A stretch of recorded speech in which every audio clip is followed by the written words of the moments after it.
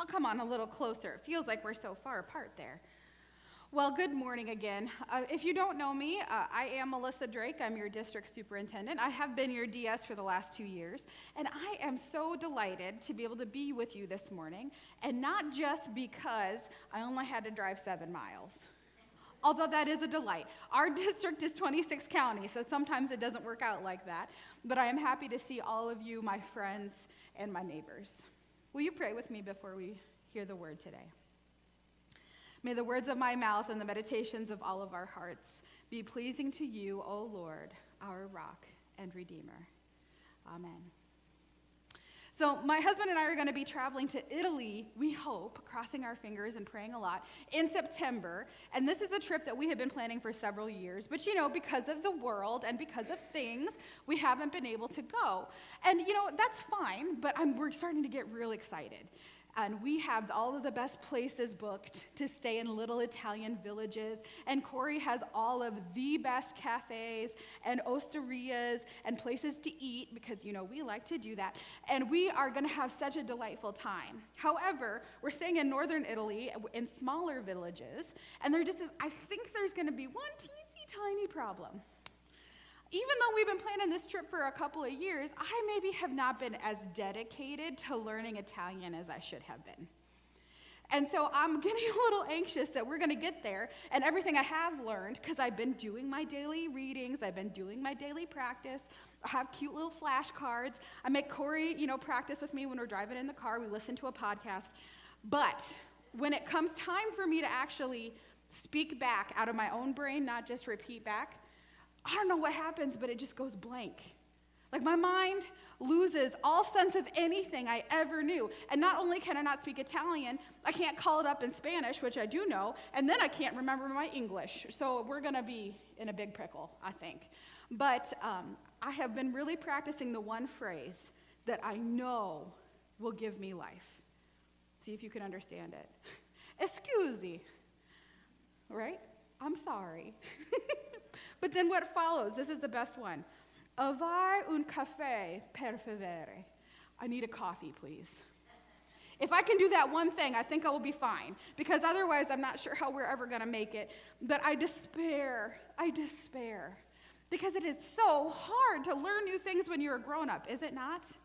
Here's the annoying part. My niece and nephews, who are 11, 7, and 8, they come around often enough that they do Italian lessons with Auntie Melissa.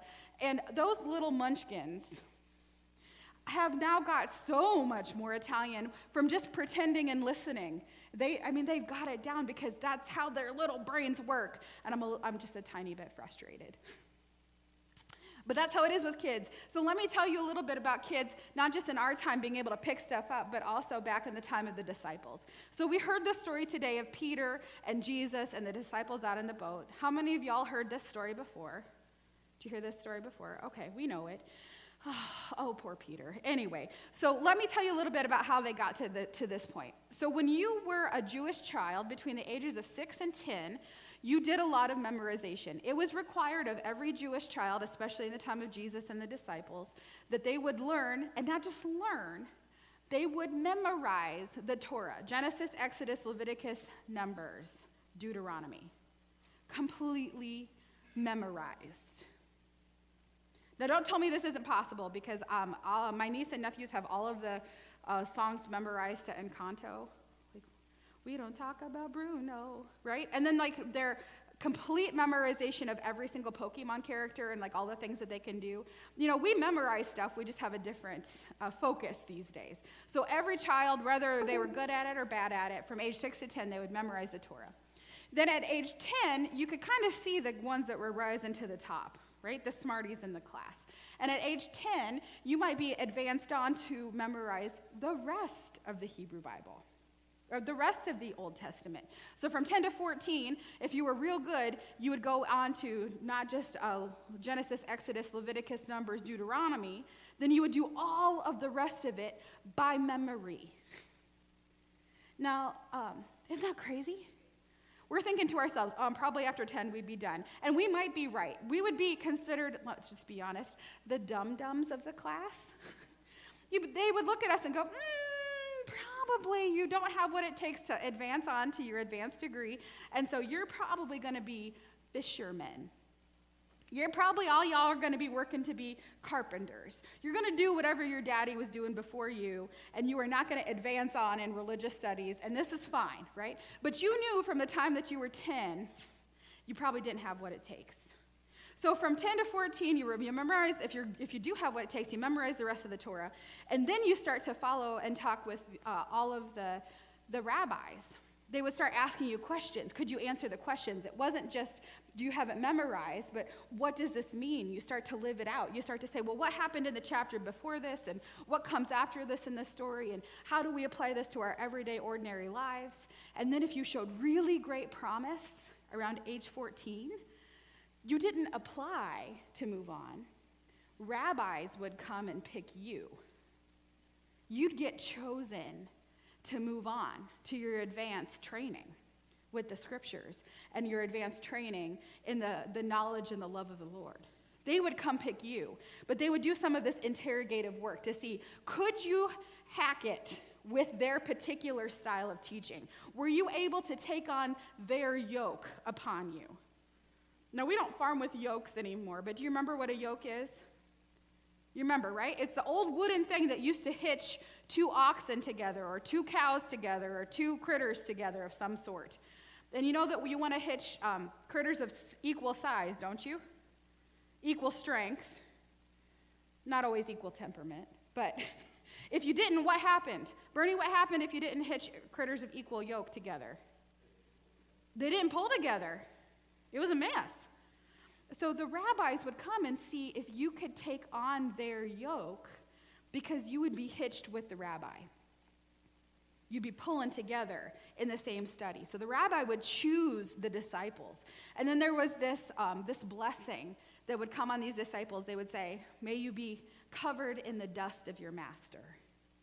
Which is to say, you would be yoked so closely with that rabbi that you would put your feet where the rabbi put his feet. You would walk exactly the way the rabbi walked. You would learn to speak in exactly the way the rabbi would speak. You would ask and answer questions the way the rabbis would. And these rabbis were weird and kooky. They were kind of interesting. You know, this was before we had the internet or even TV. And so, you know, they were kind of the entertainment of the day, to come watch the rabbis do their thing with their little trail of disciples. You guys, it was so intense to become just like the rabbi. They even followed the rabbi into the bathroom. Right? Because we do everything the way the rabbi does it. So this is the blessing. May you be covered in the dust of your master. May you be so close to your rabbi that you are right there. And it's not like eat my dust in this way that we have that idea, right? That I'm going to pull away from you. I'm going to be so far ahead of you that you're going to eat my dust or be covered in my, leftovers. It was really this sense of becoming exactly like each other.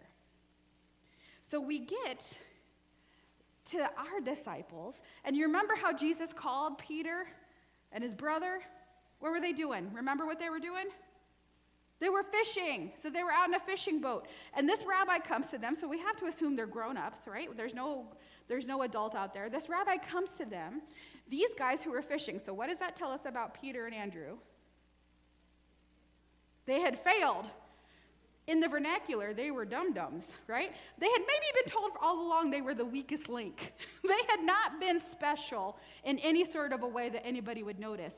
And here comes this new rabbi who's starting to create a little bit of buzz, a little bit of fuss. And this rabbi looks at these guys who have been always known that they were not the smartest or the brightest or the fastest or the most spiritual. And he says to them what? Come follow me. He invites them in. Okay, he's doing what rabbis do. But then does he make Peter and his brother answer any questions? No, instead we have this rabbi that uses their language to impress them. I will make you fishers of people. This is a totally different kind of a guy.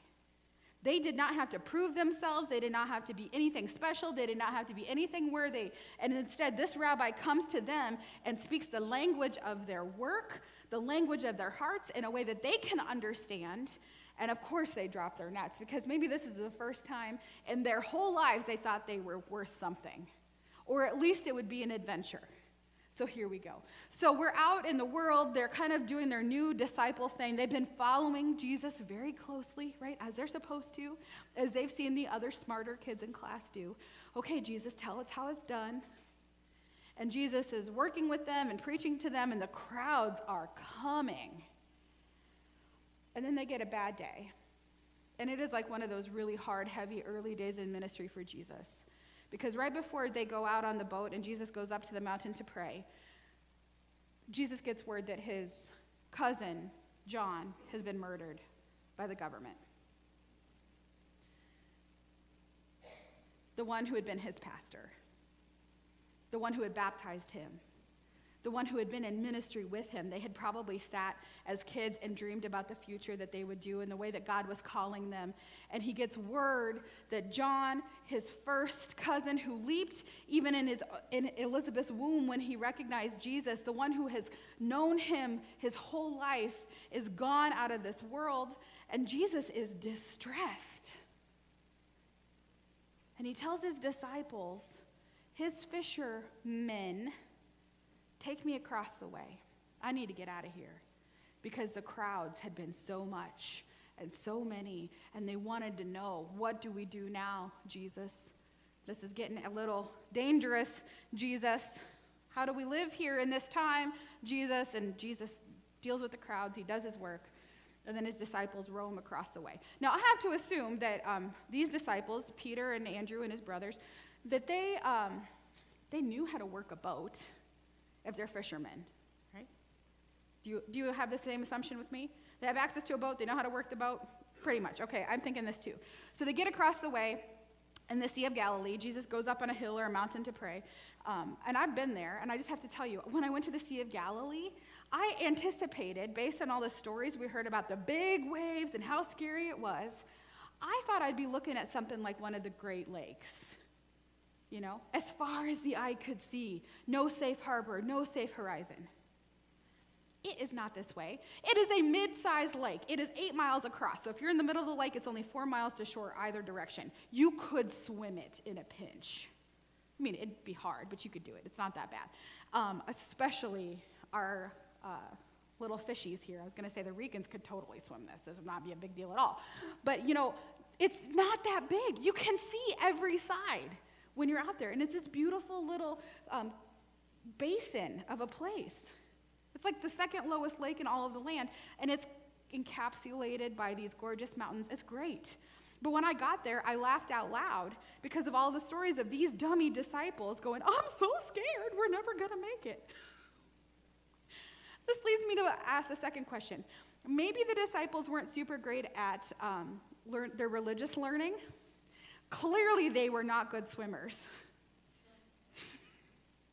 And then as you start to hear this story today, I'm not quite so sure they're very good boatmen either. Jesus is up praying, and if the disciples had been doing what disciples should have done, they should have gone up to pray with Jesus too. But Jesus said, now you stay down on the boat, I got to get away. So they're down there on the boat, and I imagine this is what's happening. They're trying to be good, obedient, faithful boys. They are down there, and then the wind comes up, and as you know, you're in a little boat, and it starts to push them back, and they can't keep close enough to shore to be able to pick up their rabbi whenever he's ready. And the boat gets pushed back, and they're trying to push it forward, and the boat gets pushed back, and I think in this moment, Peter goes, I can't do anything right. I didn't follow Jesus up the mountainside.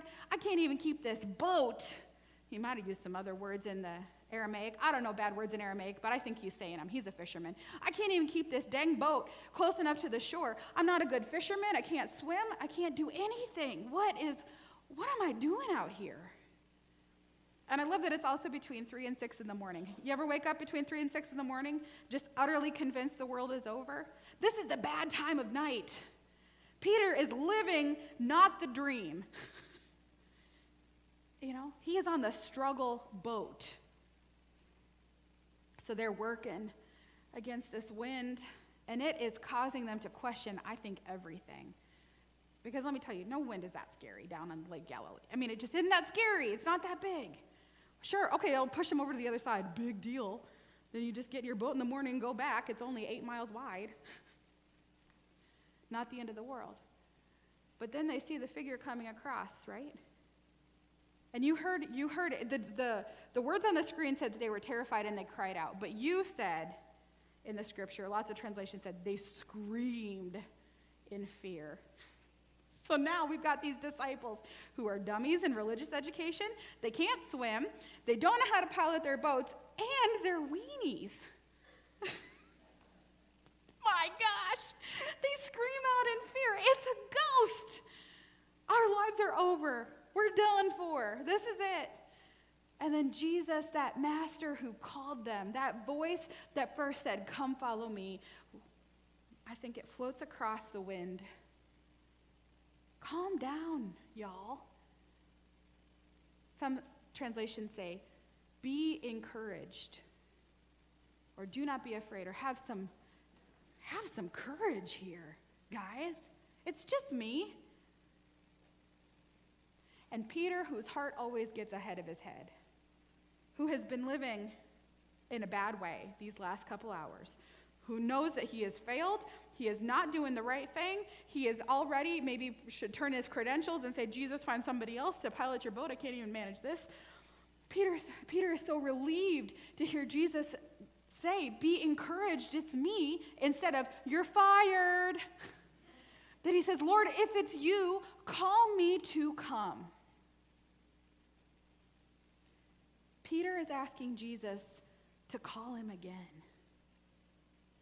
I think this is out of his own insecurity, right? God, do you really want me? Jesus, am I really the right person? If it is you and you believe in me and I believe it, call me, Jesus, call me again. I need it. I've forgotten who I am. And Jesus says, "Peter, come." And Peter just jumps out of that boat. Because what are you supposed to do if you're a good disciple? Follow in the footsteps of the master, right? You do exactly what the master does. So if the master does it, you can do it too, because the master chose you to do this. So Peter gets out and he's walking on the water. He is doing it. He is there. I imagine he's eyes locked on Jesus, and they are doing this. They're in this moment together of, "I recognize you. I know who you are, Peter. Jesus, I know who you are." We are locked in this moment together. We are equally yoked. And then Peter sees that darn wind.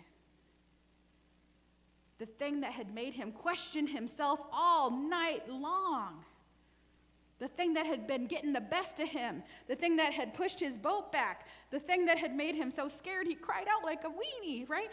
He sees the wind, and that's when he starts to sink. It isn't that he remembers that, "Oh, I shouldn't be doing this." It isn't that he remembers, "Oh my gosh, my name is Peter, the rock." Do rocks float on water? No, they do not. He sees the wind, and all of the struggles come back over the top of him. That's when Peter starts to go down. And he cries out, "Lord, help me." And in the translations here, immediately Jesus was there. Of course he was, because they were so close to each other.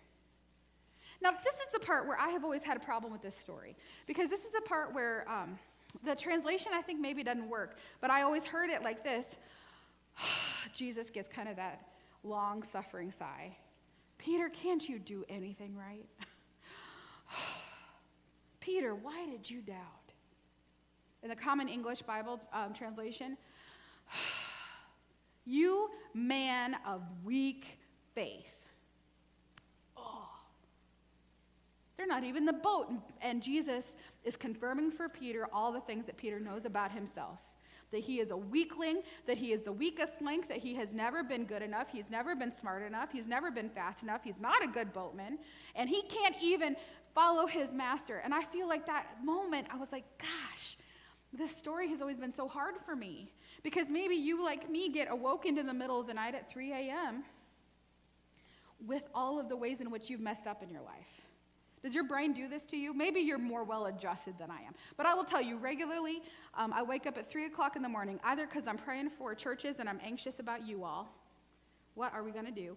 Or my brain says, here's the delight for you. Do you remember that one time when you were in 3rd grade and you were just learning how to play softball? Remember that time? And my body's like, oh, yeah, I remember that. Remember when you caught your very first pop fly and you were so excited? Yeah, I remember that. That was great. That was awesome. I couldn't believe I was doing it. I caught it. And then remember when you were so excited that you caught the pop fly and it didn't bounce out of your glove, that then you completely forgot what to do next? And there was a runner on second and a runner on third, and the crowd was screaming at you to throw it home, but then you totally forgot that you know how to throw, and you couldn't throw it home, and you didn't even make it to the pitcher, and then your moment of glory turned into a moment of shame. Remember that? And my body goes, oh yeah, I remember that. And then I can't sleep for the rest of the night, because then we do what I like to call the shame spiral, because then your brain says, oh, we're not done yet. That's just the beginning. Let me walk through every mistake you ever made out in public. Between hours of 3 and 6 in the morning. Let me remind you all of the ways that you have messed up.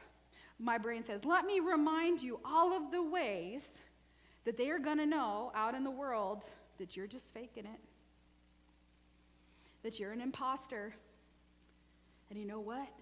They're going to figure it out. Do you have that? Peter had that. And I did never love the way that Jesus says, yep, you are what I thought you were, not good enough. That's how I heard it. But, here's the thing. After they get back into the boat and the wind dies down, the scripture says at the end, then they all worshiped Jesus, and they called him the Son of God. Now, if somebody had really said the mean things that I hear, how Jesus is saying it to me, I would have been like, you're right, Jesus, I'll see you later. And I would have jumped out of the boat, and I would have gone up the mountain, and I would have been a hermit until my shame got the better of me, or I died, which would be, whatever. That would be it. But Peter doesn't run away, and so maybe Jesus isn't saying it the way that I'm hearing it. Maybe Jesus is reminding Peter, hey man, you were doing the thing. Why did you let the wind distract you? Hey, Peter, you were with me in this moment. Did you forget that I know who you are, and I think you can do it too? I had always heard that it was Peter not having faith in Jesus. But I think really what it was that Peter forgot that Jesus picked him in the first place, that Jesus believed in Peter. That Peter couldn't get his mind wrapped around that. That Jesus looked at these dum-dums who were never good enough, never smart enough, the weakest link, who couldn't fish, who couldn't keep their boat on course, and said, yep, these are my guys. These are my people. And because I know who they are, and because I know who I am, I believe that they can do what I do. This wasn't about Jesus yelling at Peter or calling him names. This was about Jesus reminding Peter that he was enough in this moment to be a disciple. Peter, put your feet where my feet are. That's all you have to do. Peter, go where I go. That's all you have to do. Peter, follow me. That's all you have to do. And if you do that, I'll take care of the rest, and we are going to change the world together.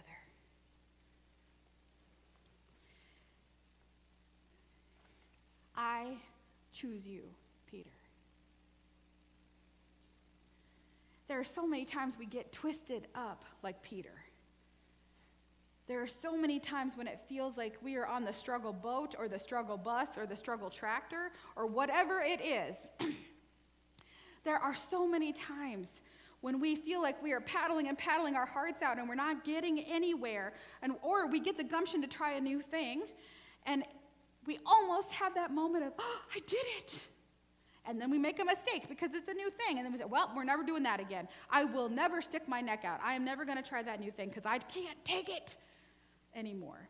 And so it's so tempting to us to fall back into that pattern of keep it safe, do what we know how to do. We're not going to stick our necks out, or we're not going to be brave, or we're not going to do whatever because what's the point, right? And so this, my friends, I'm here to remind you today, this is not what Jesus is saying to Peter, and this is not what Jesus is saying to us. This is not the liberation of the one who says, come follow me, my yoke is easy and my burden is light. We'll do it together. This is not the freedom of the one who calls us to courageous discipleship. Be encouraged, be filled up with your heart. Excuse me. This is not the work of the one that says, yeah, you might not always get it right, but come follow me. We're going to learn the scriptures in a new way. We're going to engage the world without fear. We're going to do aid and assistance, and we're going to reach our goal, and we're going to go for some more. This is not the work of the one who calls us to do miracles every single day so that God's kingdom is done here in Oakland, in our families, at our workplaces. We are more like Jesus than we are like the world. So I've been living with this image of what it would be like for all of our churches this year in the Aldersgate district. All 27,000 United Methodists in our community, in our corner of the state, to recapture this sense, that second calling of Jesus to Peter that says, come again, come do the things that I do, come walk so closely next to me that we change the world. And I practically think about what that would look like. How many people would be fed?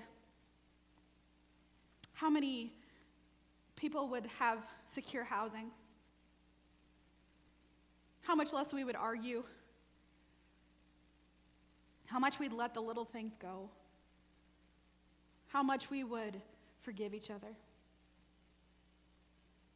I'm teared up, but I'm also coughing, so excuse me.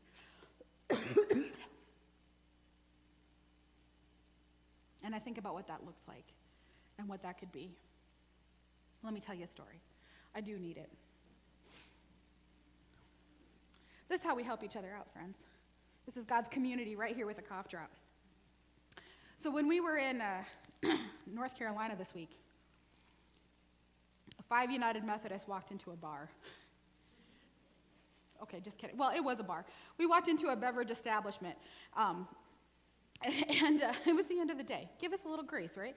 We had a lot of soda. That's what we were drinking, sodas. We walked into a bar, and we sat down. We just wanted a place to visit, and the bartender came up to us, the barmaid, and she said, are you guys going to eat? And we said, yeah, we'll have a little snack. And then our guys, our superintendents, you know how pastors are. They were just giving her a hard time. And so I leaned over and I said, hey, listen, I'm real sorry. We're pastors. We're going to tip you really well. I'm sorry my friends are being weird. She starts to laugh. She said, that's fine. So she came over, and we kind of just saw that she was carrying the weight of the world. And so I said, what's your name, honey? And she said, my name's Jessie. I said, Jessie, we are pastors. Are you okay? You look like you're carrying something heavy. And she just said, man, my week has been so hard.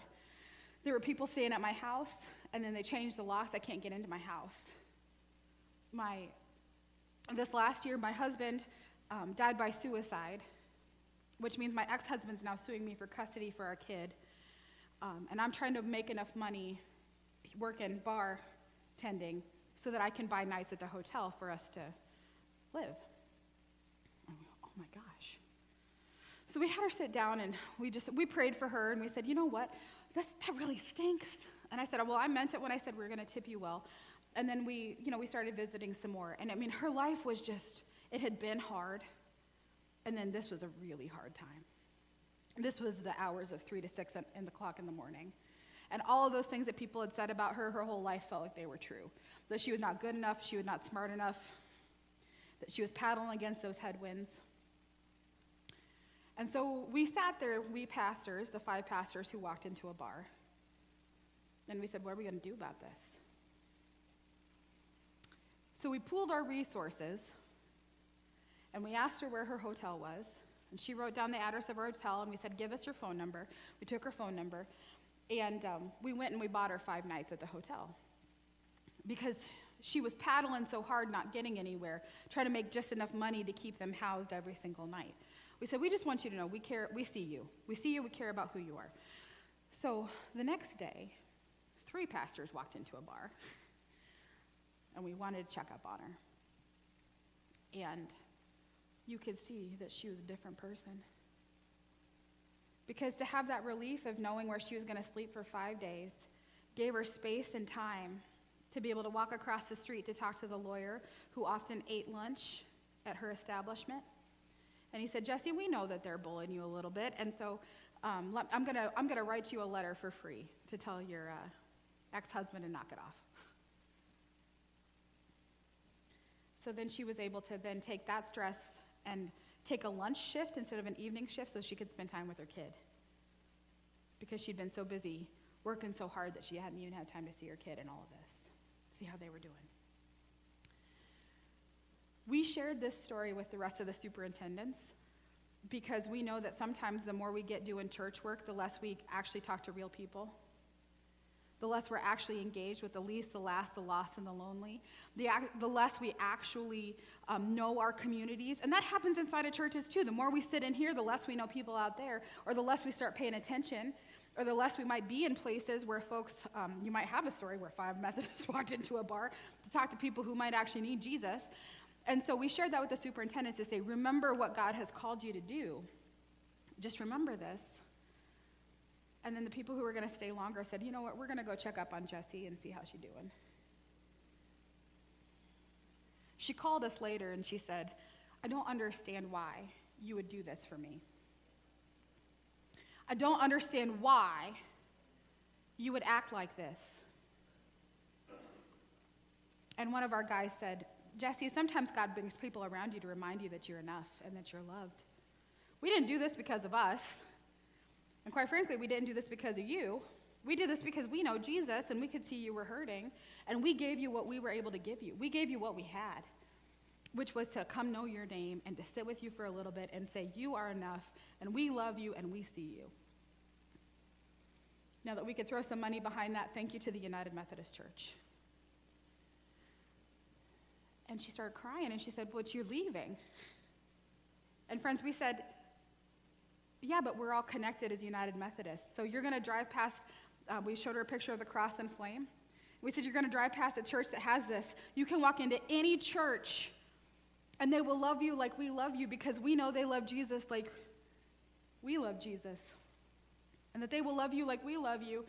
And she started crying again. She said, I didn't know. Friends, I have confidence in us that anybody could walk into our churches and be loved like Jessie got loved. But sometimes we forget that that's our business because that's what Jesus did.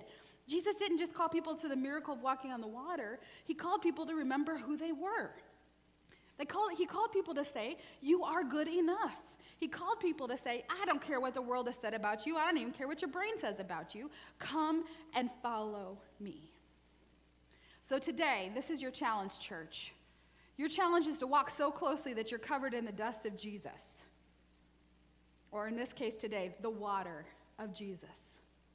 You are challenged today to be so close to Jesus that you are going to see people that you didn't see before this week. They're going to pop up in front of you. And then your challenge this week, your challenge is to say, what would my rabbi do? What would my rabbi have me do here to make a difference for God's kingdom come? May you be covered today in the water of your master. May you know that you're called and you are chosen. And my friends, we are going to work miracles because we are yoked with our Savior. Go change the world. Amen.